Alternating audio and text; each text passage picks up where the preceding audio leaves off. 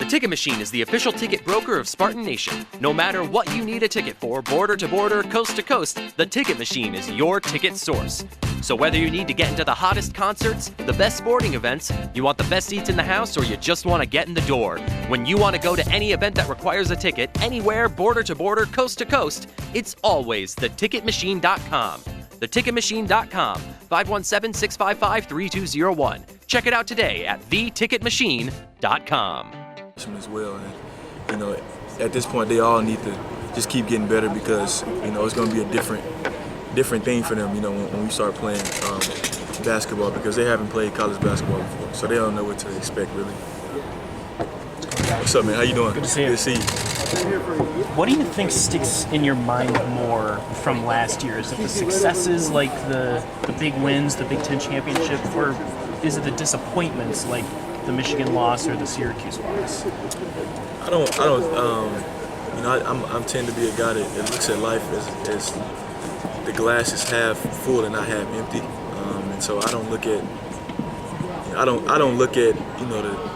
the negative. I wouldn't say the negative moments, but the moments that maybe weren't so pretty, and because I think last year's team did an unbelievable job of staying together.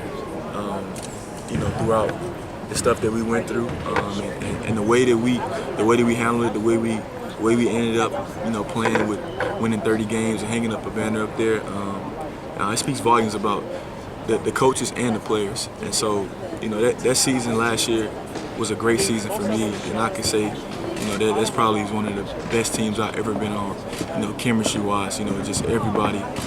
Not to say this team isn't great chemistry-wise, or the team my freshman year, but that team was just, great to be on because, the more you go through something with somebody, the closer you get with them. And, we went through a lot, and I feel like all those guys got really close. So it was a great season. How can you, or what kind of lessons have you kind of imparted on some of the younger guys, especially the freshmen coming in, about college basketball, about just kind of the grind, Michigan State maybe? The biggest thing I always want to let those guys know is that you got to stay even keel. Just because, you haven't played college basketball before, so you're going to come in and things are going to happen that, you have never thought that they could possibly happen. You're going to have nights where you feel like you can't make a shot. You're going to have nights where your body is just aching, but you got to go out there and play. You're going to have different situations that's going to be presented to you that you've never seen before. So the biggest thing is to know how to stay peaceful at all times and to stay even keel. And I think that's what I want those guys to understand is that it's going to be ups and downs, but the great players, they know how to stay even keel throughout all those ups and downs. Coach mentioned you as being the best two-way player. What does that kind of compliment mean to you? Well, it means a lot to me, just because you look at the great shooting guards that ever played the game. You look at Michael Jordan, Kobe Bryant, Klay Thompson right now. Those are all considered two-way players. Guys that can score on the offense and then stop somebody from scoring on offense. And that's the kind of player that I am, and that's the kind of player that I'm going to be this year for this team. And so that's a great compliment. Thanks, Josh. Yes, sir. Thank you. What you majoring in? Advertising management, and have a minor in religious studies. How your grades? They're good. Yes, sir. 3.2? Yes, sir. Good. Yeah. Good. Okay. Yes, sir. Yeah. Oh, you gonna do a little advertising and make those commercials. Yeah, I'm gonna be on TV. Know that we're capable of doing it. We just have to go out there and do it. How much have you thought about that game? Oh, I'm sorry. Go ahead. You had the opportunity to learn under Tom, who was a great leader. Do you have that same type of mentorship relationship with Cassidy? What do you mean? What do you mean by that? Like, you were able to learn from Tom, who was a great leader for the team. Do you have that same type of relationship with Cassius as far as like just helping him learn how to lead this team better? I would say like, me and Cash relationship is different from me and Tony's relationship. But I think with me and Cash, we came in together, so we kind of like learned from each other. Whereas I think I was just more or less learning strictly from Tom, and Tom was really learning it from me because I hadn't been in that position yet. And so I think me and Cash, we found that fine balance of just being able to pull off each other and just see what each other is good at and see our weaknesses and how we can help each other. So. Josh, how much have you thought about what happened against Syracuse at LCA? How many times have you replayed that? I try not to think about it anymore because I can't go back. I don't have a time machine. I can't go back in the future and change nothing. I mean, in the past and change anything. But it's still sometimes I think like I didn't realize that we had really lost until like 2 weeks after we played. Like I still couldn't believe that we actually lost. And so it's still hard to just think back and know that the team that we had. Definitely could have won the national championship hands down. But I still say that doesn't take away the great season that we had as a team because we did do some things that. Does that loss motivate you? Yeah, I think every loss motivates me. So I just don't want to keep going back to that loss because I can't go back and change that. I just can only learn from it. This is a new season, so. I just look forward to this season.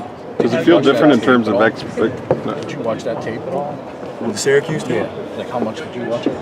No, I didn't watch that game.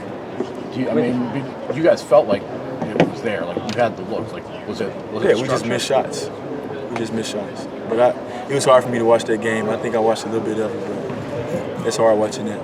You have a certain level of expectations when you guys got here, the highly recruited class, and All-American guys and all that. Has it changed? Does it feel different now with the makeup of this team? Miles and Jaron are gone. Is there any different feeling amongst the team now? Has that changed much?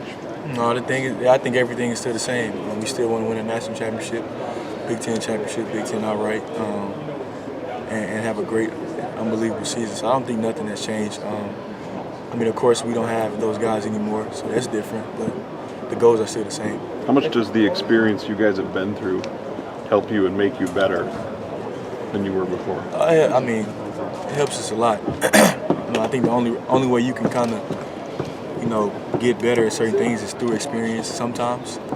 And so I think that experience of us, going to the tournament and losing to Syracuse and losing early, having a bad season, not a bad season, but not as season as we think we should have had our freshman year and going through so many different things like this. So, the experience is definitely going to help us this year. What's the biggest thing that you worked on this summer to improve your game and get? I think just shooting my three-point shot more consistently and just taking that shot because I am a good three-point shooter. Just sometimes I pass up the three-point shot to just take a hard mid-range shot. And so just focusing in on, shooting that shot more and shooting it consistently. You look at Nick, what was that process like, watching him go through it and kind of talking to him through it? What have you seen since he said, yeah, I'm coming back? And do you remember, how did he tell you he was coming back?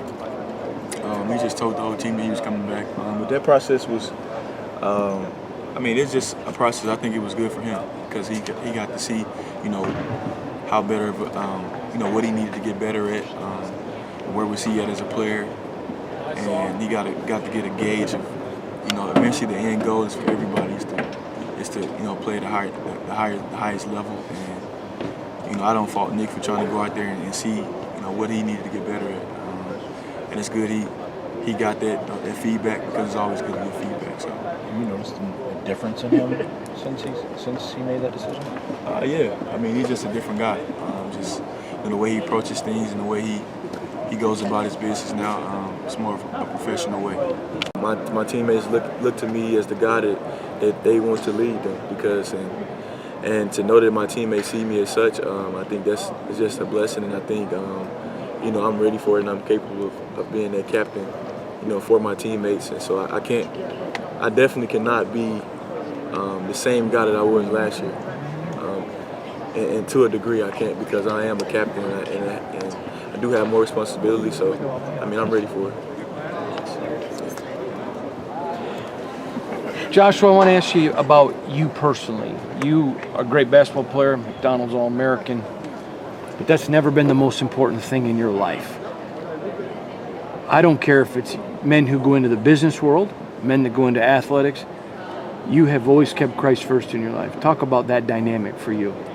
I mean, that's a dynamic that I feel like I wouldn't be in the position I am right now if I didn't have, Jesus dying for me and God's love. I just always think about when I was 12. I thought when I didn't know whether I was going to live or die, and I was on my deathbed fighting for my life. So I just know it was only nothing but the grace of God to allow me to be where I'm at right now. And I always have that in the back, not in the back of my head, but in the back and the front, the side, and everywhere. Just always, just knowing that I'm nothing without God, because without Him, I truly believe that I wouldn't be living right now. I wouldn't either. All right.